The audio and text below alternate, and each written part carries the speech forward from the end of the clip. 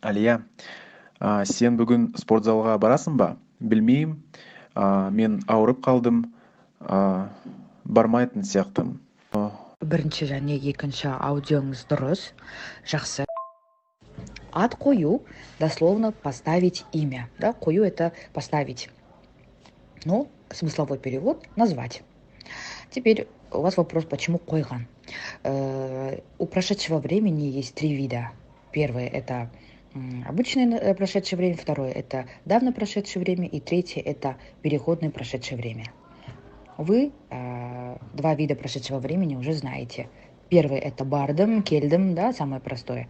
Второе это баратынмын, ойнайтынмын, бокспен айналысатынмын. Помните?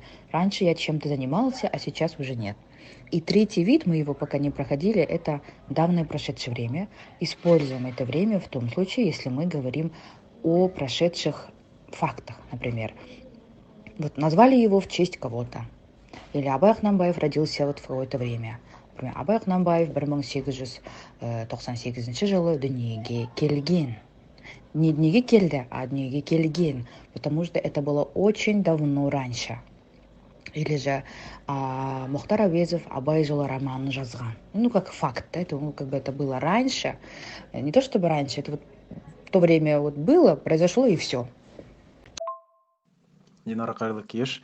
Жауабыңыз үшін сізге рахмет. Мен түсіндім.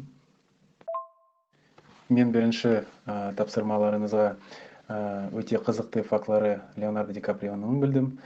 Сіз қызықты тапсырмалары жібересіз. Сізге рахмет. Александр, өте қуаныштымын. Сізге де көп рахмет.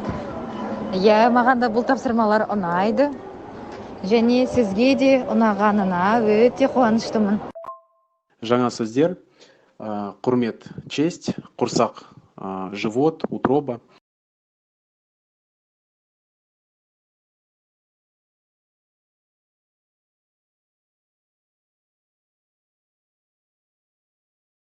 Анна, қайырлы күн, қалыңыз қалай? Не жаңалық? Амелия қалай? Не істеп жатырсыз?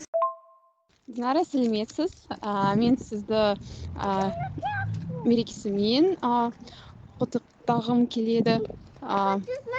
Ораза қабыл болсын. Бізде бәрі жақсы, рахмет сізде. Бүгін ауа райы бұлтты, жаңбыр жауады.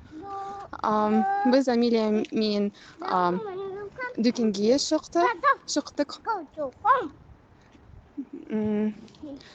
Ал енді үйге барамыз. Амелия бетіңке киініп, шылықта секіріп жатыр. Анна, көп рахмет, әмин.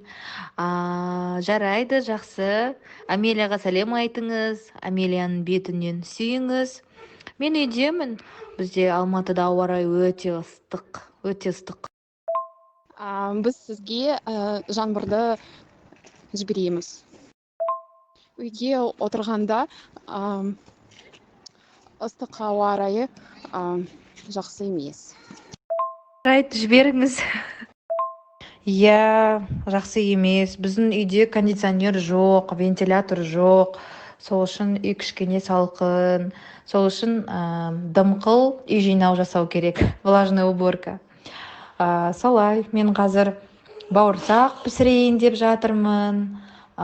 Кешкі тамақ әзірлейін деп жатырмын, өйткені бізде кешкі сағат 8-де ауызашар болады. Анна, сіз ауызашар не екенін білесіз бе? Әрине, біз Қазақстанда тұрамыз. Шынымен де. Солай, қазір мен ауызашарға дайындалып жатырмын.